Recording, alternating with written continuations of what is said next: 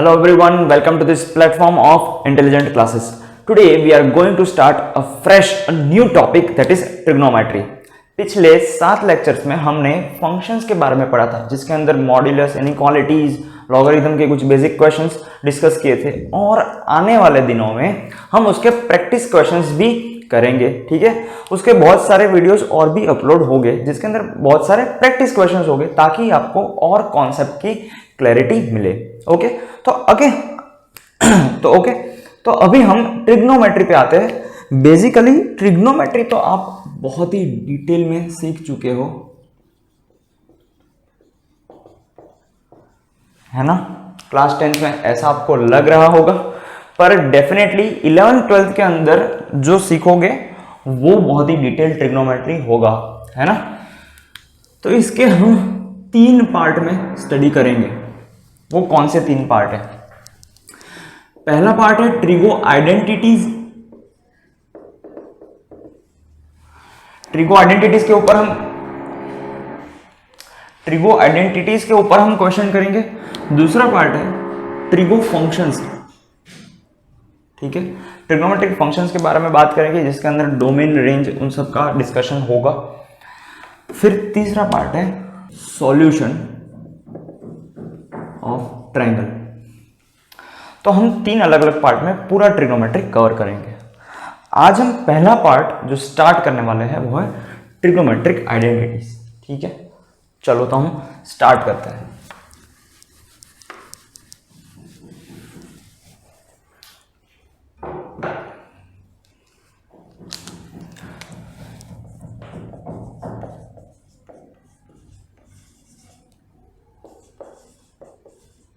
Basics of trigo की बात करें, है ना। जब भी ट्रिग्नोमेट्री आता है तो हम ट्रायंगल की बातें जरूर करते हैं, है ना। तो ट्रायंगल में एक चीज आप जरूर नोट करना कि कभी भी हम वर्टाइसिस का नोटेशन करते हैं तो वर्टाइसिस को अपर केस से हम डिनोट करते हैं, यानी कि कैपिटल अल्फाबेट से हम डिनोट करते हैं ABC, ना। इसको कभी भी स्मॉल अल्फाबेट से मत करना। और कभी भी हम साइड की बातें करें तो साइड में जो A वर्टेक्स है उसके अपोजिट स्मॉल a होगा, B के अपोजिट स्मॉल b, C के opposite small b। So this is the way we are supposed to represent sides and vertices of triangles. Now let's talk about the 4 important properties of this triangle. पहली property हम सब जानते हैं, वो है angle sum property, है ना। वो क्या है? Angle A plus angle B plus angle C is equal to 180 degree. Okay, दूसरी प्रॉपर्टी जानते हैं। दूसरी प्रॉपर्टी साइड्स के रिलेटेड है। अगर मैं कोई भी 2 साइड्स लूं और उनका सम करूं, है ना। फॉर एग्जाम्पल मैं A और B लेता हूं, A प्लस B, तो इनका सम हमेशा थर्ड साइड से बड़ा होगा, है ना। If I am writing this, it doesn't mean that it is applicable to A and B here only. Here I have taken an example that any 2 sides, summation of any 2 sides is greater than the sum of the third side. Okay, let's talk about the third property. Third property ये है कि कोई भी 2 side का मैं difference निकालता हूं, for example B और C। मॉड में क्यों रखा? क्योंकि हमें हमेशा पॉजिटिव में चाहिए, है ना। डिफरेंस मतलब बड़ा माइनस छोटा निकालना, ऐसा सब टर्मिनोलॉजी में जाना थोड़ा सा डिफिकल्ट होगा, इसलिए मैंने मॉड लगा दिया कि कभी भी कोई भी 2 साइड का मैं डिफरेंस लेता हूं, पॉजिटिव डिफरेंस, तो वो हमेशा तीसरी साइड से छोटा होगा, है ना। वो याद रखना है। इसको हमें बहुत सारी जगह पे अप्लाई करना होगा, कुछ क्वेश्चंस आएंगे तो। फोर्थ प्रॉपर्टी है कि if angle B is less than angle C, है ना। तो लेस देन की थोड़ी अच्छी सी साइन बना देते हैं। Less than angle C, it implies side B is less than side C। अब देखो ध्यान से, अगर ये एंगल से छोटा है तो ये जो साइड बी है ना, ये भी छोटी होगी साइड सी से, ऐसे देखना होगा। ओके, तो ये सारी जो प्रॉपर्टीज हैं सारे ट्रायंगल में ऐसे अप्लाई होगी और आपको देख के अप्लाई करना होगा कि कौन सी साइड बी है, कौन सी साइड सी है। Okay, so notation is equally important. Now let us jump on to the trigonometric ratios. Okay, trigo ratios क्यों होते हैं? ट्रिगो रेशियोज हम इसलिए लेते हैं कि no matter how much big is a right angle triangle, how much small is a right angle triangle, ratios हमेशा same रहेंगे। इसलिए हम ट्रिग्नोमेट्रिक रेशियो लेते हैं। तो अगर मैं ये एंगल थीटा एज्यूम करूं तो थीटा के ऊपर मैं अगर बैठ जाऊं तो थीटा के रिस्पेक्ट में ये साइड जो है वो परपेंडिकुलर होगी, और थीटा किसके ऊपर बैठा है? बीसी के ऊपर, तो वो बेस होगा, है ना। और AC जो लॉन्गेस्ट साइड होती है पूरे राइट एंगल ट्रायंगल में, वो होता है हाइपोटेन्यूस। ओके, तो इसकी मदद से जो हमने 10th में सीखा है वो थोड़ा बहुत रिवाइज कर लेते हैं, है ना, कि साइन थीटा क्या होता है। Sine of theta perpendicular upon hypotenuse होता है। कोसाइन थीटा यानी कि कॉस थीटा क्या होता है? बेस अपॉन हाइपोटेन्यूस होता है ना। और साइन डिवाइड बाय कॉस, है ना, ये दोनों मेन रेशियोज है और बाकी सारे इससे डिराइव हो रहे हैं। साइन डिवाइड बाय कॉस करें तो क्या मिलेगा हमें? टेन थीटा मिलेगा। वो क्या होगा? P डिवाइड बाय B, ऐसा होगा कि नहीं? ओके, तो आपने अगर 10th में ट्रिगो थोड़ा बहुत अच्छे से नहीं पढ़ा है ना, बहुत कम पढ़ा है, तो भी आपको यहाँ पे रिवीजन मिल जाएगा और हम आगे के क्वेश्चन सॉल्व करेंगे। इसी हिसाब से दूसरे रेशियो भी हम डिराइव कर सकते हैं, है ना। बाकी जो डिराइव ट्रिग्नोमेट्रिक रेशियो है, जैसे रेसिप्रोकल ऑफ साइन थीटा, वो होता है कॉसेक थीटा। कॉसेक थीटा क्या होता है? H/P, है ना। ये सारी रेशियो है साइड का। कॉसेक थीटा, फिर होता है सेक थीटा, क्या होता है? B/H की जगह पे H/B कर देंगे, वो होता है कॉस थीटा का रेसिप्रोकल। फिर होता है कोटेंजेंट थीटा यानी कि कॉट थीटा, वो होता है B/P। ओके, तो ये सारे 6 ट्रिग्नोमेट्रिक रेशियोज थे। अब हम देखते हैं आइडेंटिटीज जो हम ऑलरेडी पढ़ चुके हैं।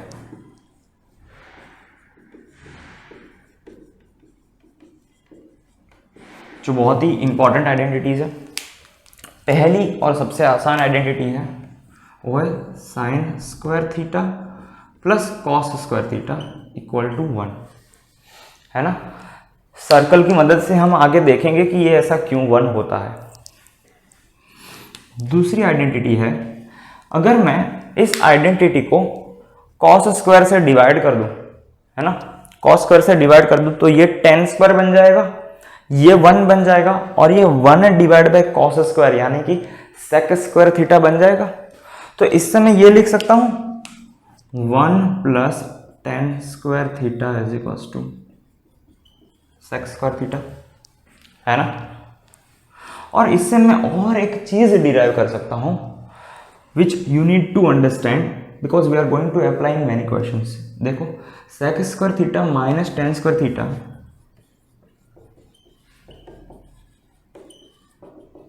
वन, ऐसा होता है।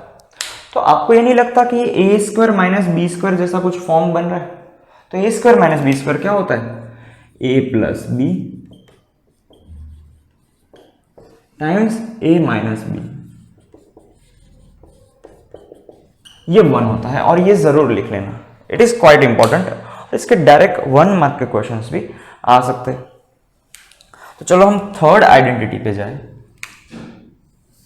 वो क्या है? अगर मैं इस आइडेंटिटी को साइन स्क्वायर थीटा से डिवाइड करूं तो ये तो 1 बन जाएगा, और ये cos square by sine square क्या हो जाएगा? कॉट स्क्वायर थीटा, है ना। Cos square by sine square cot square theta, तो 1 plus cot square theta is equal to cosec square theta होगा।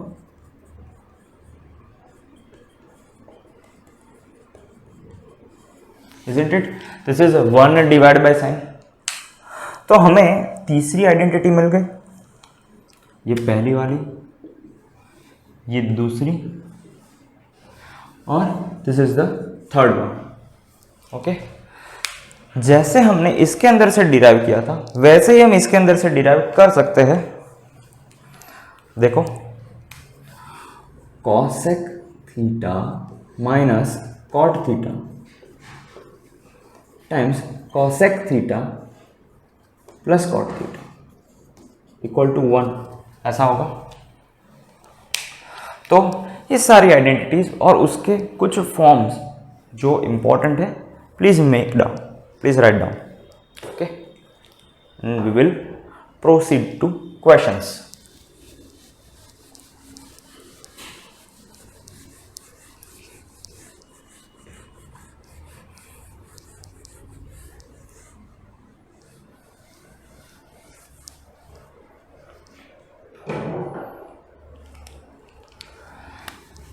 जितने भी क्वेश्चंस हैं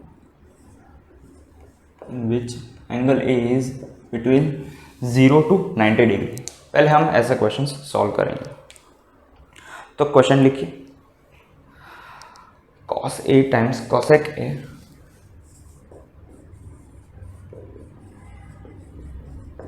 इस आइडेंटिटीज के ऊपर बेस्ड कुछ हम क्वेश्चन करते हैं, times under root of sec square A minus 1 क्या होगा, है ना। इसकी वैल्यू फाइंड करनी है हमें। तो जस्ट गिव अ ट्राई, कैसे सॉल्व करेंगे हम।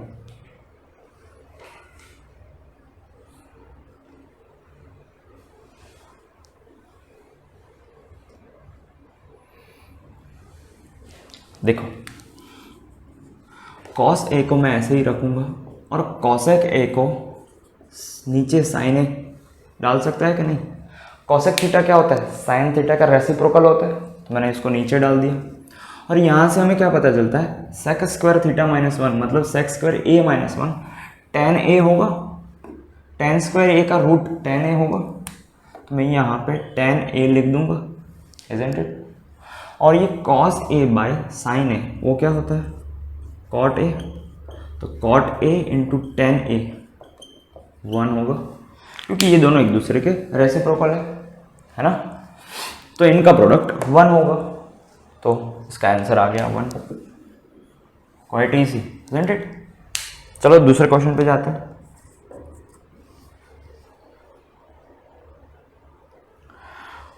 वन लिखो, 1 divide by sine square a, 1 divide by 1 plus sine square a plus 1 divide by 1 plus cosec square a.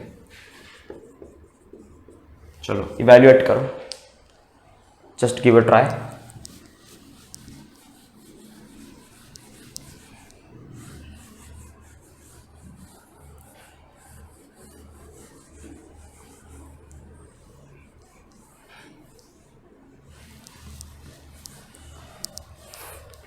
चलो आई होप हो गया होगा, है ना। कैसे? देखो, 1 divide by 1 plus sine square है, उसको तो मैं नहीं छेड़ूंगा। मुझे क्या करना है, ये कॉसेक स्क्वायर है ना, उसको जो बेसिक फंडामेंटल ट्रिग्नोमेट्रिक रेशियो है उसके अंदर कन्वर्ट करना है ना। वो सेम चीज़ हमने यहाँ पर की थी कि हमने बेसिक फंडामेंटल रेशियो के अंदर कन्वर्ट किया था।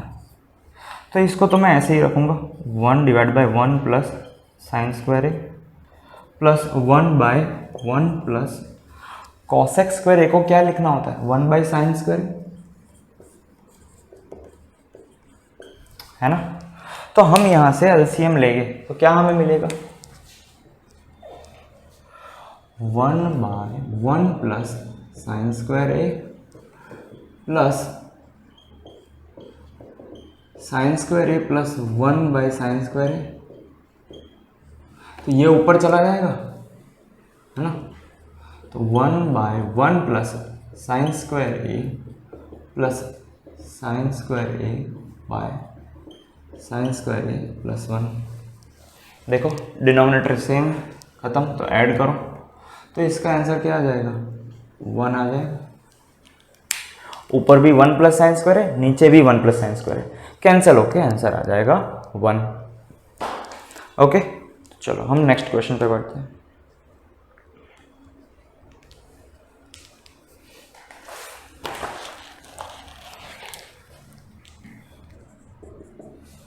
क्वेश्चन लिखिए, tan square a times sine square a whole divide by tan square A minus sine square a. चलो इसको इवैल्यूएट करना है, just give a try, just give a try.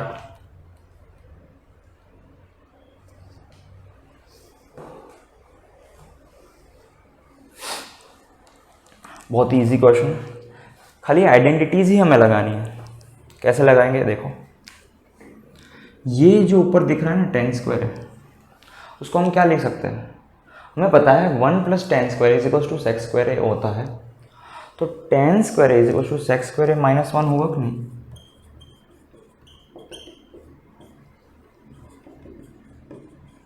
है ना, देखो ज़्यादा नहीं सोचना, बस आइडेंटिटी लगाना। अब क्या करोगे, ये साइन स्क्वायर है मल्टीप्लाई कर दो, अंदर ब्रैकेट ओपन कर दो, आंसर आ जाएगा। Sine square into sec square है, तो वो tan स्क्वायर ए नहीं होगा। देखो sine square into sec square है, ये क्या होता है, 1 बाय कॉस स्क्वायर होता है ना, तो sine square by cos square, तो ये tan स्क्वायर ए बन जाएगा। तो ये tan square A minus sine square A divide by नीचे क्या है, tan स्क्वायर ए माइनस साइन स्क्वायर ए, आंसर आ जाएगा 1, है ना। It was quite easy. चलो कुछ अच्छे क्वेश्चन की ओर हम बढ़ते हैं।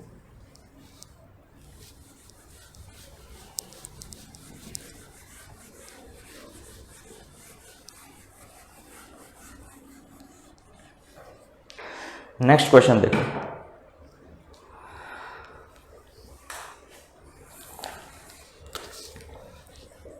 सेक theta plus cosec theta times sine theta plus cos theta, इसमें क्या करना है, प्रूव दैट, है ना, is equals to sec theta cosec theta plus 2।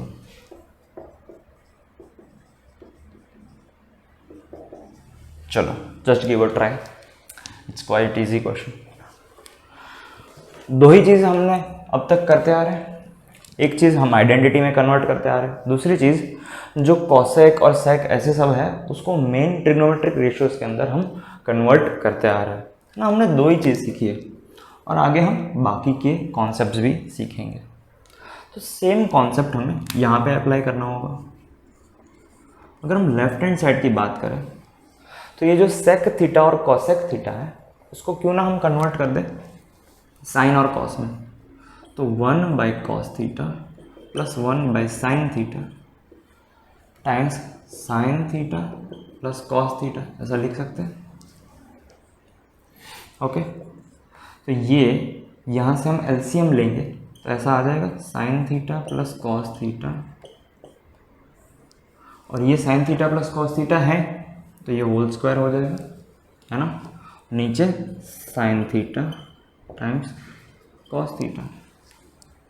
ये करने के बाद क्या होगा, इसका हम ओपन अप करेंगे, है ना, whole square a plus B whole square, तो sign square theta plus cos square theta plus 2 sign theta cos theta.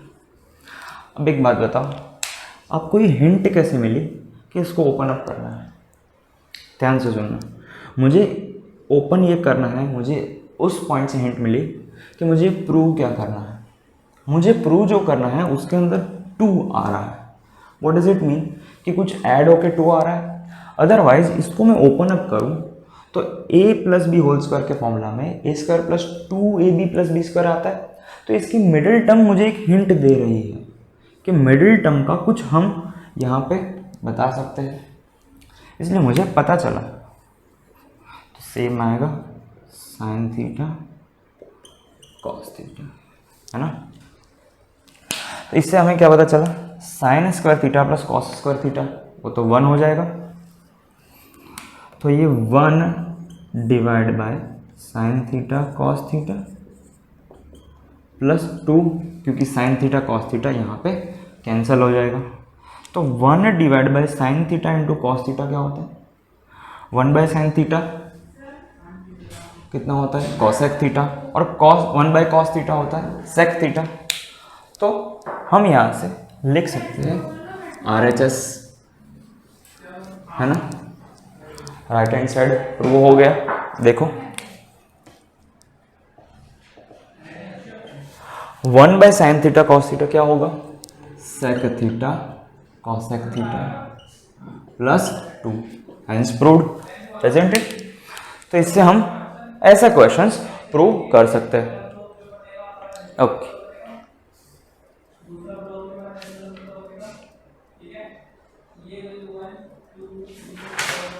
तो let's come on to the next question.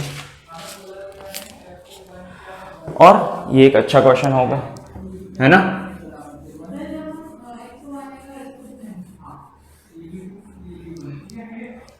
चलो सब क्वेश्चन लिखो, और ये एक आइडेंटिटी के ऊपर बेस्ड क्वेश्चन है। So I am giving a hint. Question क्या है देखो ध्यान से, tan theta plus sec theta minus 1, ये प्रूव करना है। This we need to prove, okay. tan theta plus sec theta minus 1 whole divide by tan theta minus sec theta plus 1 is equals to 1 plus sine theta by cos theta, okay. So you need to prove this, that how this can be deduced in this form, okay. So I want you to give a try. क्या हम कर सकते हैं, just give a try, okay. कुछ students ऐसा भी कर रहे होंगे कि सेक थीटा को 1 बाय कॉस में कन्वर्ट करके, है ना, तो उससे क्या सही में ये क्वेश्चन का आंसर आ सकता है, ये प्रूव हो सकता है। Just give a try, but my advice is that you should use identity, okay. Okay, I hope you have tried. ये एक अच्छा और स्पेशल क्वेश्चन है। तो इसके अंदर जो 1 दिखता है ना, उसको रिप्लेस करना है किसी एक आइडेंटिटी से। हमें पता है जो फर्स्ट और फंडामेंटल आइडेंटिटी है वो है sine square theta plus cos square theta equal to 1, है ना। तो अगर मैं 1 की जगह पर साइन कॉस का कुछ एक्सप्रेशन डालूं तो I will not get any benefit, because यहाँ पे tan और sec है ना। और यहाँ पे ही क्यों डालना है वो हम आगे देखेंगे।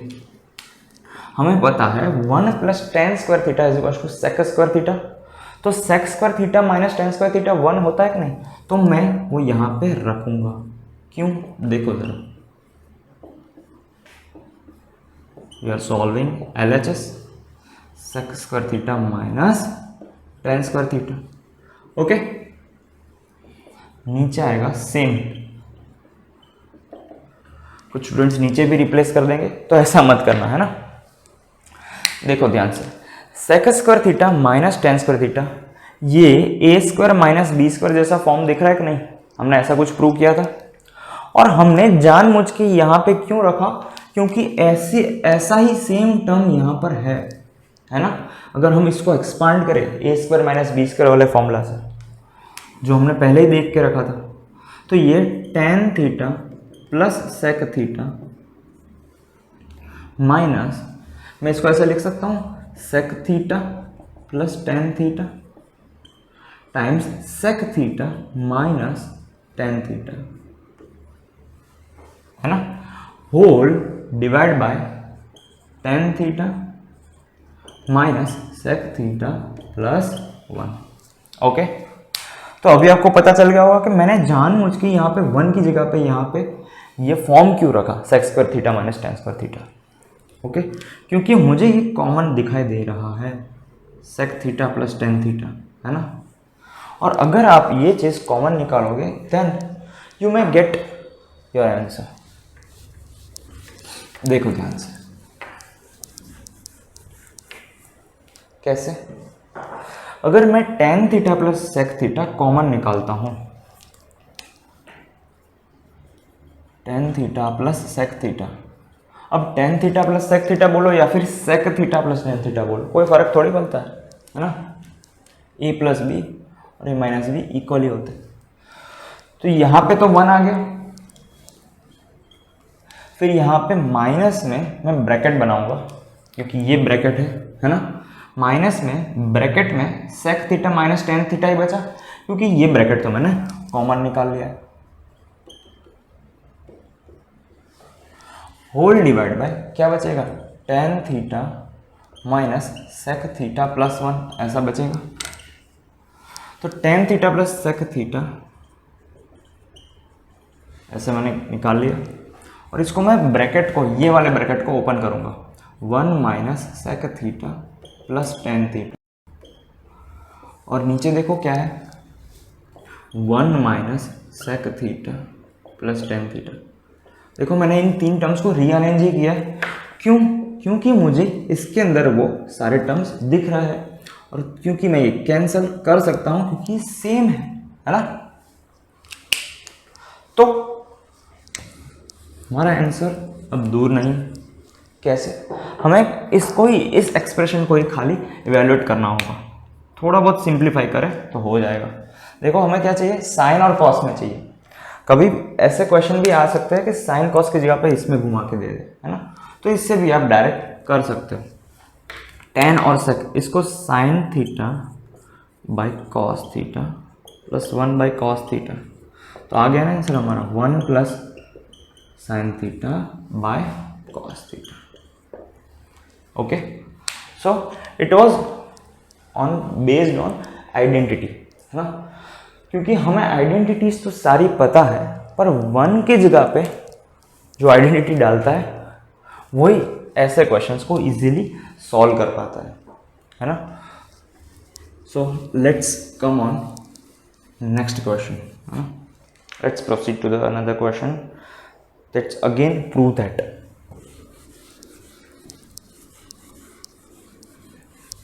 Okay, I hope you have written. Next question है, prove that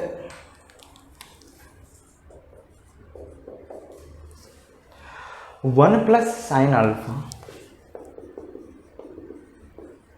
whole divide by one plus cos alpha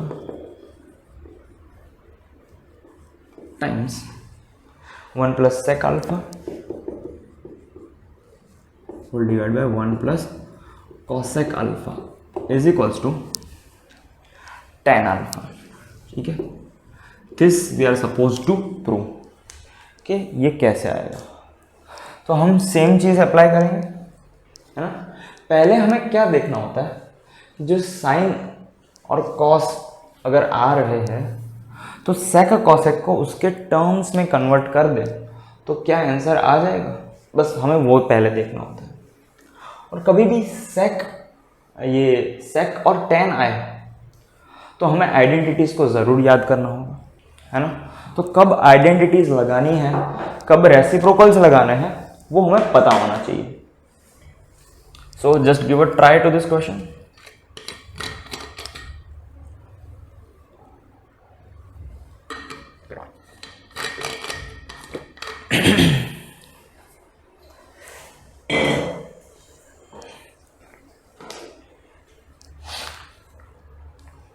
देखो आसान क्वेश्चन था, हमें साइन और कॉस दिखे तो मैं सेक और कॉसेक को कन्वर्ट कर दूं साइन कॉस में तो हमारा आंसर आ सकता है ना। तो वन प्लस साइन अल्फा, इसको मैं ऐसे ही रखूंगा, वन प्लस कॉस अल्फा, और वन प्लस सेक अल्फा को one plus one by cos alpha ऐसा लिख सकता हूँ कि नहीं, definitely. One plus one by cosec alpha को मैं लिख सकता हूँ साइन अल्फा, है ना। ये है LHS। ओके, तो चलो देखते हैं। 1 plus sine alpha, 1 plus cos alpha को मैं ऐसे ही रखूँगा। इसका अगर हम LCM ले तो कॉस अल्फा प्लस 1 बनेगा और यहाँ पे साइन अल्फा प्लस 1 बनेगा। पर देखो इसका डिनोमिनेटर कॉस अल्फा बचेगा, है ना, तो वो नीचे आएगा और यहाँ पे जो साइन अल्फा आएगा वो ऊपर चला जाएगा, है ना, इसलिए मैंने इसको यहाँ पे अलग से लिख दिया। क्योंकि हम देख सकते हैं कि यहाँ पे 1 प्लस कॉस अल्फा, यहाँ पे कॉस अल्फा प्लस 1 है और यहाँ पे भी 1 प्लस साइन अल्फा और साइन अल्फा प्लस 1 है, तो कैंसिल हो गया। तो हमारा ये आंसर आ गया, sine alpha by cos alpha that is tan alpha is equals to RHS, hence prove, है ना। चलो हम और कुछ अच्छे क्वेश्चन देखें।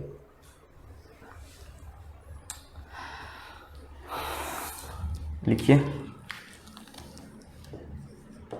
PT यानी कि प्रूव दैट, है, prove that sine x plus cos x whole divide by cos cube x. सब देख के घबराना नहीं है ना। tan cube x plus tan square x plus tan x plus 1, है ना। चलो इसको प्रूव करना है। How will approach?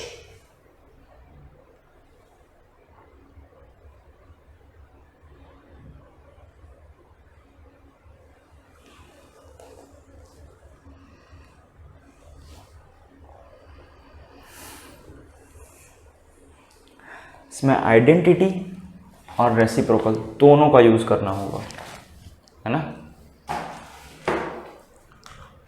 देखो कैसे,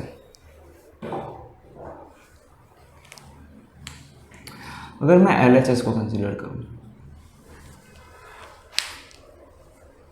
let me consume this space.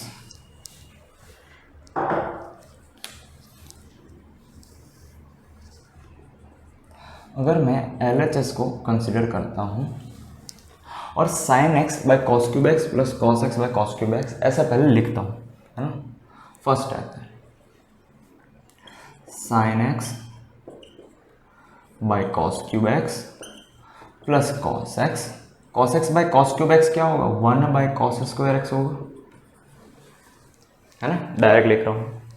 फिर मैं क्या करूँगा, मुझे है ना RHS में क्या चाहिए, tan चाहिए, है ना।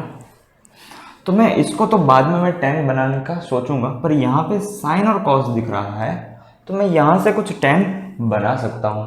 कैसे, देखो साइन बाय कॉस, एक कॉस ले लो, एक कॉस कंज्यूम कर लो, तो मेरे पास sine by cos tan x बनेगा और नीचे 2 कॉस बचेंगे, है ना, मतलब कॉस स्क्वायर एक्स ऐसा बचेगा। यहाँ पे भी कॉस स्क्वायर एक्स बच रहा है, isn't it? देखो tan x divide by cos square x मतलब tan x into sec square x ऐसा बोल सकते हैं, है ना। तो देखो मुझे है ना यहाँ से कुछ मिल रहा है, यहाँ से मुझे यहाँ कुछ हिंट मिल रही है कि tan और sec में कुछ रिलेशन होता है। वो क्या होता है कि 1 plus tan square x sec square x होता है। मुझे इतना आइडेंटिटी पता है, तो उसी हिसाब से मैं वो हिंट पकड़ के यहाँ पे चल रहा हूँ कि 1 बाय कॉस स्क्वायर एक्स तो सेक स्क्वायर बन जाएगा, यहाँ से भी सेक स्क्वायर बनेगा,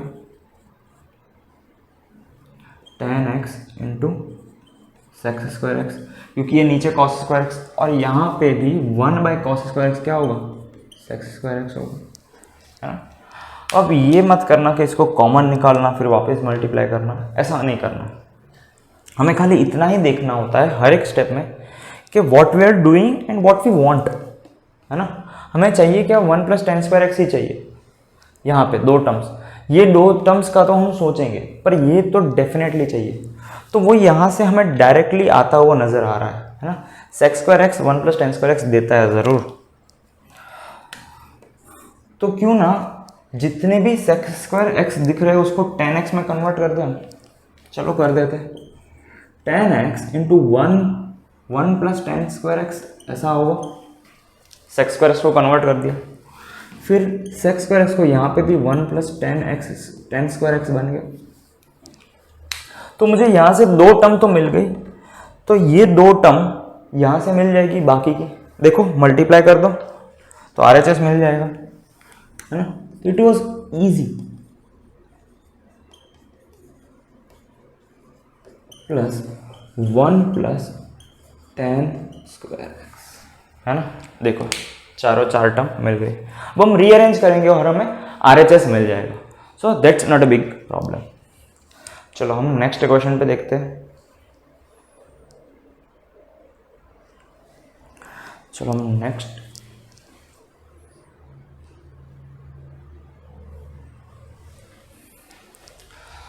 हम नेक्स्ट कॉन्सेप्ट देखते हैं, मेजरमेंट ऑफ एंगल्स का।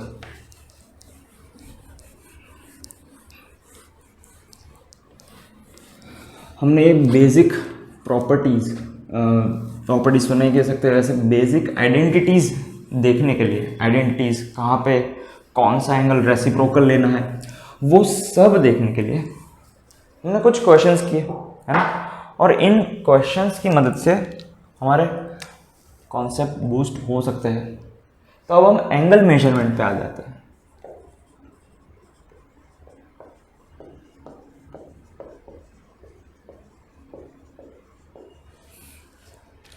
सबसे पहले एंगल मेजरमेंट सिस्टम्स की बात करें, पुराने एंगल मेजरमेंट सिस्टम की बात करें तो सेक्साडेसिमल सिस्टम यानी कि इंग्लिश सिस्टम आया था, जो हम बोलते हैं डिग्री सिस्टम, है ना।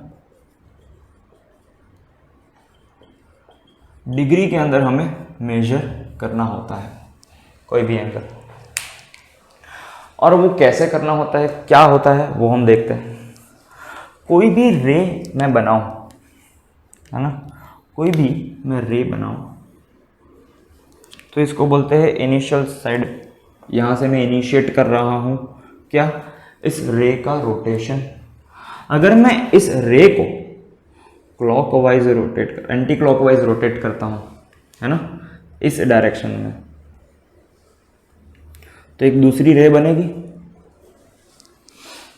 अगर मैंने इस रे को एंटी क्लॉकवाइज रोटेट किया तो दूसरी रे बनेगी which will make a particular angle theta, है ना। और इस थीटा को मैं पॉजिटिव मानूंगा इरिस्पेक्टिव ऑफ डिग्री और रेडियन और कोई भी मेजरमेंट सिस्टम हो, है ना। प्राइमरीली हम एंगल मेजरमेंट की बात करें, कोई भी एंगल मेजरमेंट सिस्टम हो, ये एक कन्वेंशन है कि अगर मैं एंगल मेजर एंटी क्लॉकवाइज करता हूं तो वो एंगल हमेशा पॉजिटिव गिना जाएगा। एंटी क्लॉकवाइज या फिर काउंटर क्लॉकवाइज, तो वो एंगल होगा पॉजिटिव। सेम रे अगर मैं क्लॉकवाइज घुमाता हूं, है ना, सेम रे अगर मैं क्लॉकवाइज घुमाता हूं ऐसे,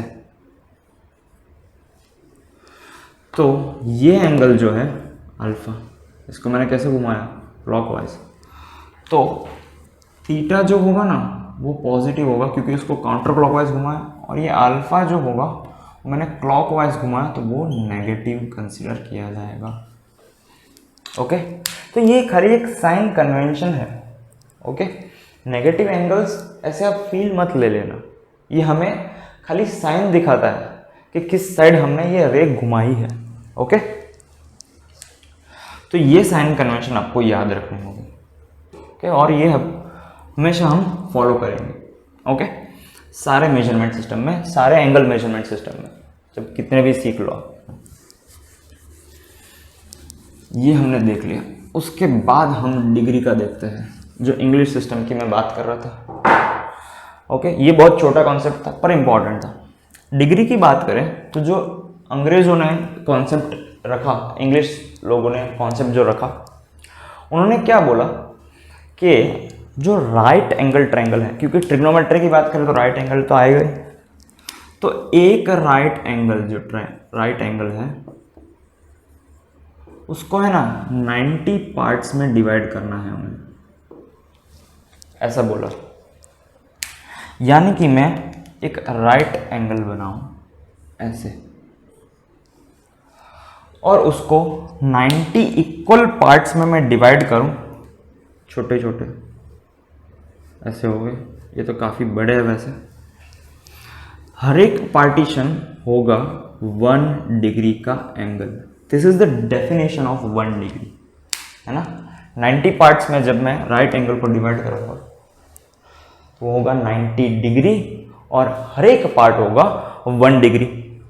सो this was the definition. Now let's come on to the smaller measurement system, है ना। छोटे पार्ट्स की बात करें, कभी कभी एस्ट्रोनॉमिकल ऑब्जर्वेशंस में, एस्ट्रोनॉमिकल कैलकुलेशंस में 1 डिग्री है ना बहुत बड़ा हो जाता था। जैसे हम 1 kg की बात करते हैं तो हम कभी कभी गोल्ड खरीदने जाते हैं तो हम सभी चीज़ केजी में थोड़ी मांगते हैं, है ना। गोल्ड केजी में तो नहीं लेने जाओगे, हम क्या बोलेंगे कि इतने ग्राम, 10 ग्राम 20 ग्राम गोल्ड लेना है ना। और उसकी जगह पे आप उसको ऐसे बोलोगे कि 0.01 ग्राम दे दो, 0.01 केजी दे दो, सॉरी 0.01 केजी दे दो, कि 0.5 केजी दे दो, ऐसा सब कुछ आप बोलोगे तो it will be quite complicated, है ना। तो सिस्टम को सिंपल करने के लिए छोटे यूनिट्स हम बनाते हैं। तो वैसे ही जो एंगल मेजरमेंट सिस्टम है उसके अंदर हमने छोटे यूनिट्स बनाए, है ना, क्योंकि हमें एस्ट्रोनॉमिकल कैलकुलेशन के अंदर थोड़ा बहुत प्रॉब्लम आ रहा था, थोड़ा तो नहीं वैसे बहुत प्रॉब्लम आ रहा था। तो ये 1 डिग्री है, उसको 60 इक्वल पार्ट्स में डिवाइड किया और बोला कि 1 degree is equals to 60 minutes, है ना।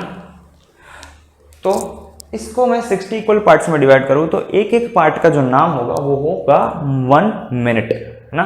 और वैसे ही 60 मिनट्स जमा हो जाएंगे तो वो बनेगा 1 डिग्री।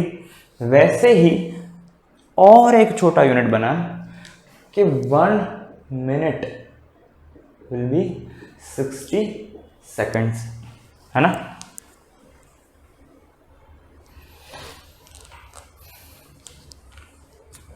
तो ऐसे 2 छोटे यूनिट्स बनाए गए, है ना। इसको बोलते हैं मिनट और इसको बोलते हैं सेकंड्स। तो ये टाइम वाले मिनट्स और सेकंड्स नहीं है ना, ये एंगल मेजरमेंट वाले मिनट्स और सेकंड्स है। तो ये सारी तो बातें थी डिग्री मेजरमेंट सिस्टम की, यानी कि इंग्लिश मेजरमेंट सिस्टम की।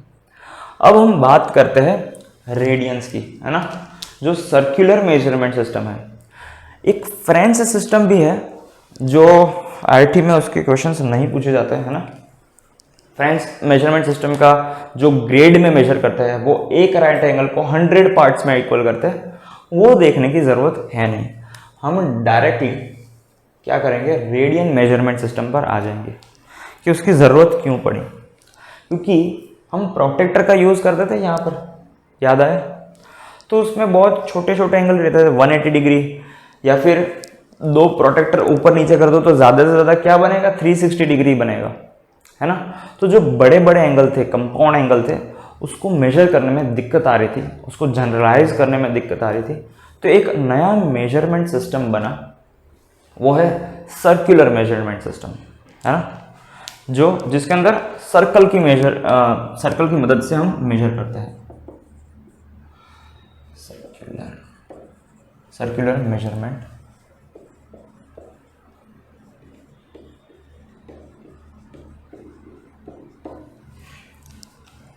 अब हैं क्या ये सर्कुलर मेजरमेंट सिस्टम, और इन दोनों के बीच में हम कनेक्शन कैसे एस्टैब्लिश कर सकते हैं। इन्होंने बोला कि हम डिग्री के अंदर नहीं, जो रिसेंट मैथमेटिशियंस उन्होंने बोला कि हम डिग्री नहीं, हम बोलेंगे रेडियन। हम कुछ भी मेजर करेंगे वो मेजर करेंगे रेडियन। जैसे यहाँ पे 1 डिग्री था, वैसे यहाँ पे 1 रेडियन होगा। ओके, तो ये 1 रेडियन की डेफिनेशन क्या होती है। ज़्यादातर टेक्स्ट बुक में आप 1 रेडियन की डेफिनेशन देखोगे, पर कुछ स्टूडेंट्स वो देखने के बाद कंफ्यूज हो जाते हैं।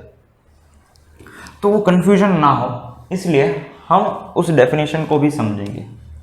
क्या करो, सर्कुलर मेजरमेंट सिस्टम है तो आप एक सर्कल बना दो। अब सर्कल बना है तो उसके तो 2 एलिमेंट्स हो गए। 2 प्राइम एलिमेंट्स कौन से होते हैं, एक तो उसका सेंटर और दूसरा उसका होता है रेडियस। तो मैंने एक सेंटर डिफाइन किया और एक रेडियस डिफाइन किया, है ना। तो इस रेडियस r का सर्कल बना दिया। फिर जिस पॉइंट पे कोई भी एक आर्बिट्री पॉइंट ले लो, एक आर्बिट्री पॉइंट से हम एक आर्क बनाना स्टार्ट करते हैं, है ना। ये एक आर्क कंसीडर करते हैं, कोई भी रैंडम आर्क, और सच दैट ये आर्क की जो लेंथ है वो रेडियस के बराबर हो, है ना।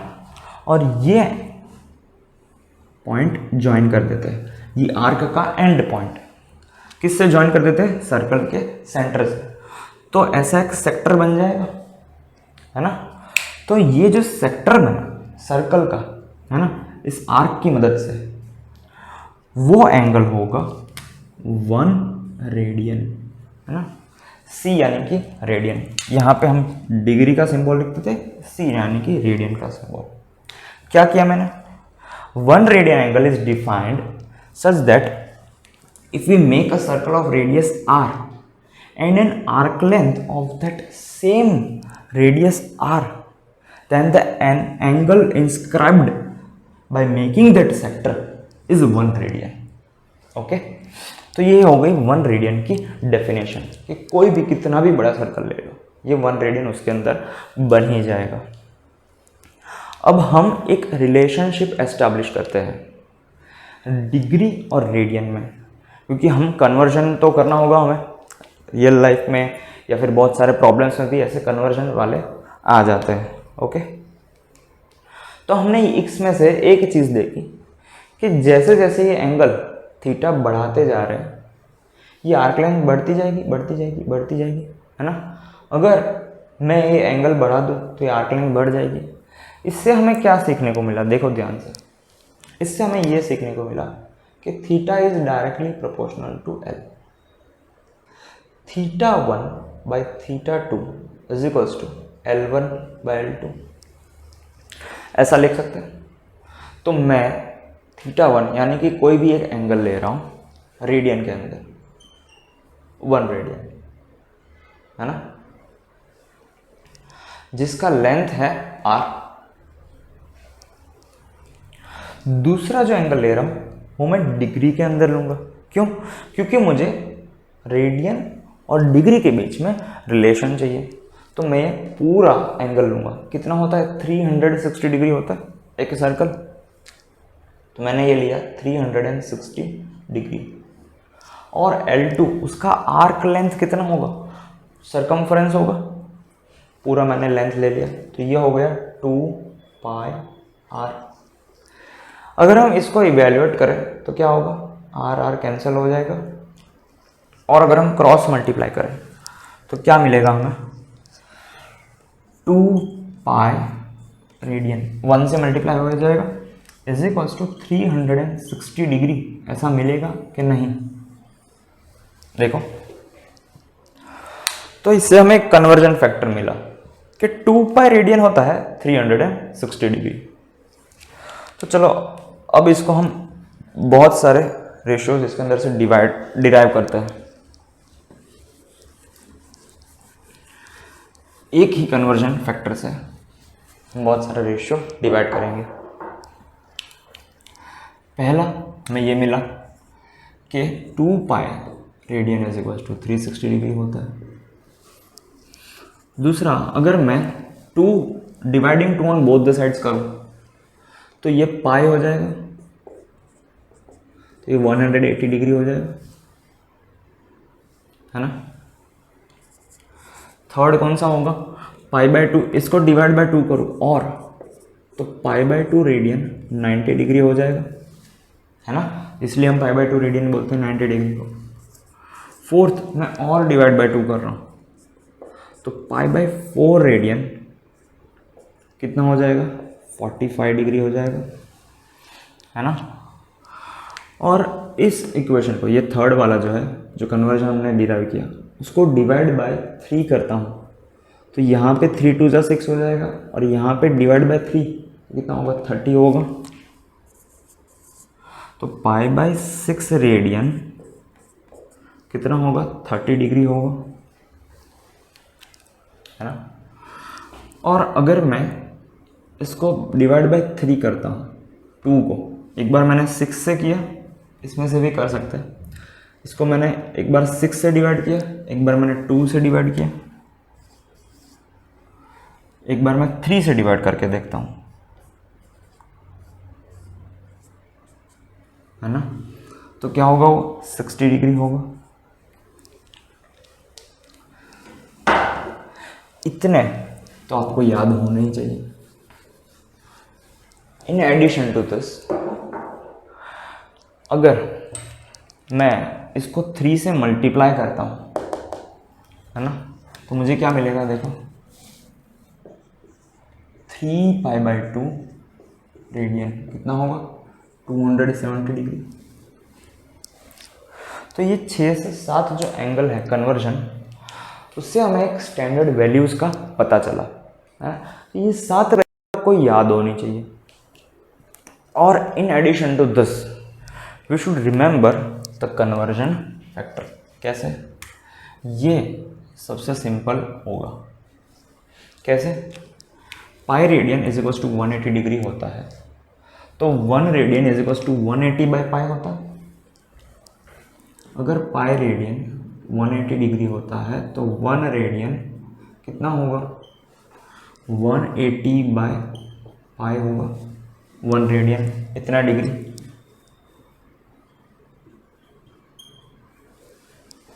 है ना। तो अगर मुझे एक टेक्निक याद रखो, अगर मुझे रेडियन से डिग्री में कन्वर्ट करना है तो मुझे क्या करना होगा। फॉर एग्जाम्पल x रेडियन है, उसको मुझे डिग्री के अंदर कन्वर्ट करना है, तो मैं क्या करूंगा, अगर मुझे डिग्री के अंदर कन्वर्ट करना है तो मैं 180 ऊपर रखूंगा, यानी कि x radian is equals to x multiply by 180/पाई, है ना। और इसकी अप्रोक्सीमेट वैल्यू क्या होती है, 57 डिग्री होती है अप्रोक्सीमेट वैल्यू। ये हमें पता होना चाहिए, है ना। यानी कि रेडियन बड़ा वाला एंगल है। कैसे बड़ा, 1 kg इज इक्वल्स टू 1000 ग्राम होता है कि नहीं, तो केजी बड़ा के ग्राम बड़ा, केजी ना। उसी लॉजिक से हमें ये पता चलता है कि रेडियन बड़ा है ना। और इसका हम यूज़ भी करेंगे। अगर इसका इन्वर्स हमें प्रूव करना है कि x डिग्री है और उसको रेडियन में कन्वर्ट करना है, तो मैं क्या करूँगा, x डिग्री कितना होगा, x इंटू π/180 रेडियन, है ना। तो ये पूरा डिग्री में कन्वर्ट हो जाएगा, ये पूरा रेडियन में कन्वर्ट हो जाएगा। तो this was a generalised form, है ना। ये जनरल फॉर्म था कन्वर्जन के लिए, ये कैसे कन्वर्ट किया जा सकता है। चलो हम कुछ क्वेश्चंस देखते हैं।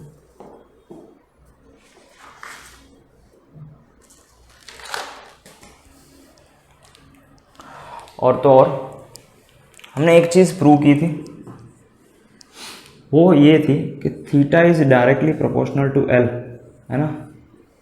तो इससे जो प्रोपोर्शनलिटी कांस्टेंट हट के आता है ना, उससे हमें एक इक्वेशन मिलता है theta is equals to L/R, and where theta is in radian always, ये याद रखना है ना। तो ये एक इंपॉर्टेंट फॉर्मूला है, theta is equals to L/R होगा, और theta is always mean radian, okay. और ये R क्या है, वो आर्क का रेडियस है, और L है arc length, okay.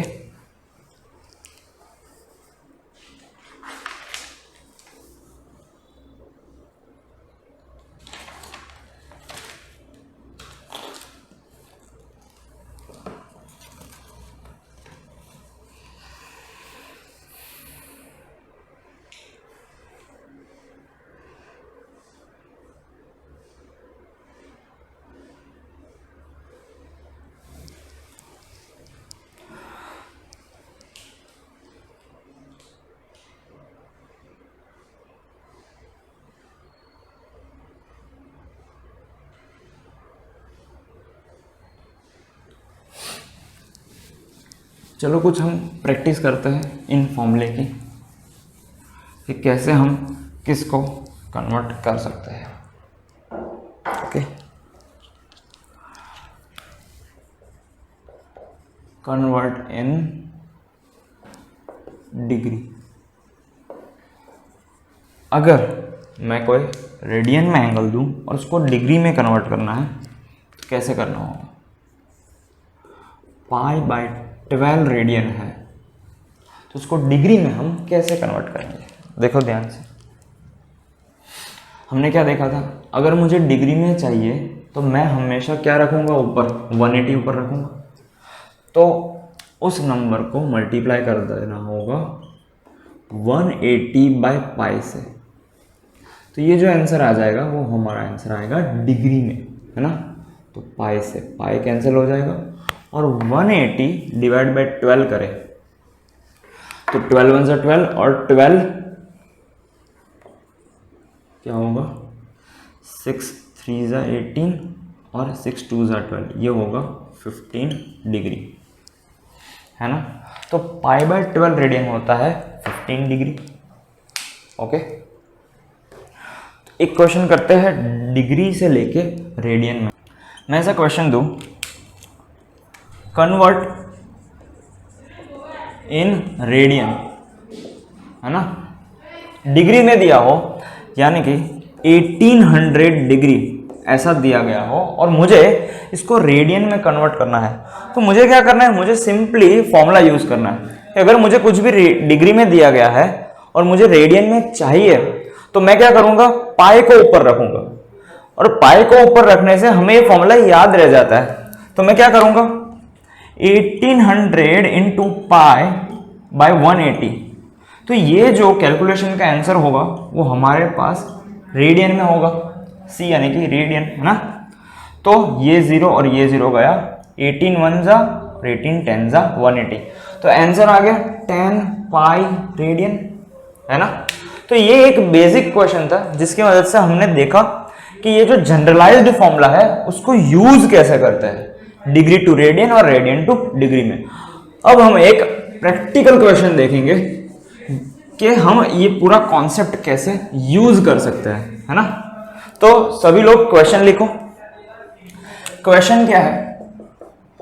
Find the angle between hour hand and minute hand bit at 7:30 PM। Question क्या कहना चाहता है? क्वेश्चन ये कहना चाहता है कि क्लॉक में अगर 7:30 PM हो रहे हैं तो इसका मिनट हैंड तो पहले यहां पे आएगा और आवर हैंड की बात करें तो आवर हैंड एग्जैक्टली 7 और 8 के बीच में आएगा, क्योंकि एक आवर जब वो ट्रेवल करता है तो 7 से लेके 8 के बीच में जाता है, 7 से लेके 8 पे जर्नी रहती है उसकी। तो आवर हैंड की half of the journey cover हो चुकी है। कैसे? 30 मिनट्स हो चुके हैं और बाकी के 30 मिनट्स बाकी है। तो ये आवर हैंड यहां पे एग्जैक्टली बीच में होगा। ओके, तो इसको सॉल्व कैसे करते हैं वो देखो। So I request you to give a try to this question so that you can use all this concepts to find the angle between this two hands. Okay, तो चलो हम इसको सॉल्व करते हैं। कैसे सॉल्व करेंगे देखो। मेरे पास पूरी क्लॉक के अंदर 12 आवर्स होते हैं, 12 नंबर्स होते हैं, ऐसा समझ लो। तो ये जो 12 नंबर्स है उसको इवनली 360 डिग्री में डिस्ट्रीब्यूटेड रहते हैं। तो मैं ऐसा बोलूंगा कि कोई भी 2 आवर मतलब 6 और 7 के बीच का एंगल मुझे फाइंड करना है तो कंसेक्यूटिव नंबर्स के बीच का एंगल कैसे मुझे मिलेगा कि 360 डिग्री डिवाइड बाय 12 करूंगा तो मुझे आंसर मिलेगा 30 डिग्री। और ये 30 डिग्री क्या है?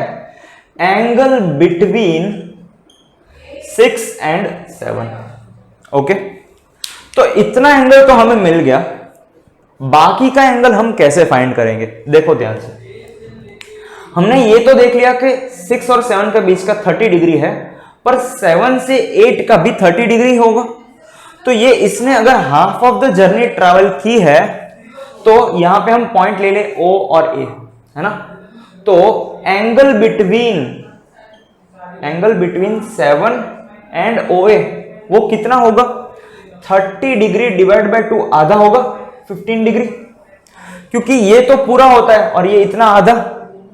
तो ये टोटल एंगल हमें अगर फाइंड करना है तो हम इसको ऐड कर देंगे 30 और 15 को। तो from this we will get total angle that is 30 plus 15 that is 45 degree. Concept ये है कि हमें ये पता चल गया कि इन दोनों के बीच का एंगल क्या है। पर आप क्वेश्चन दूसरी बार पढ़ोगे कि find the angle between hour hand and minute hand, ऐसा बोला है। ऐसा नहीं बोला है कि एक्यूट एंगल फाइंड करना है या फिर इंटरनल एंगल फाइंड करना है। तो हमें इससे ये पता चलता है कि एंगल दो हैंड के बीच के ये भी हो सकता है और ये भी हो सकता है, which is called as reflex angle. तो हमारा आंसर 45 डिग्री रॉन्ग नहीं है, हमारा आंसर 45 डिग्री करेक्ट है, but it depends on option. अगर ऑप्शन में ये भी दिया हो 360 माइनस 45, है ना, तो ए ऑप्शन में ये दिया हो, बी ऑप्शन में ये दिया हो और सी ऑप्शन में बोथ ए एंड बी दिया हो, तो करेक्ट आंसर होगा C option, both A and B. हम क्या करते हैं, हम सॉल्व करने के बाद 45 देखकर टिक करके आ जाते हैं, तो ये चीज नहीं करनी है, ठीक है। तो कॉन्सेप्ट तरीके से अप्लाई करना है। और हम नेक्स्ट लेक्चर में अब देखेंगे कि ट्रिग्नोमेट्री क्लास 11th में जो आइडेंटिटीज है और नए नए फॉर्मूलाज है उसको कैसे हम सॉल्व करेंगे, कैसी थियरीज होगी, वो सब हम देखेंगे। सो अगर आपको एक कॉन्सेप्ट पूरा समझ में आया हो ट्रिग्नोमेट्री का, so please like this video, subscribe to our channel and share to your friends so that everyone can know about this concepts of trigonometry. Thank you and have a nice day.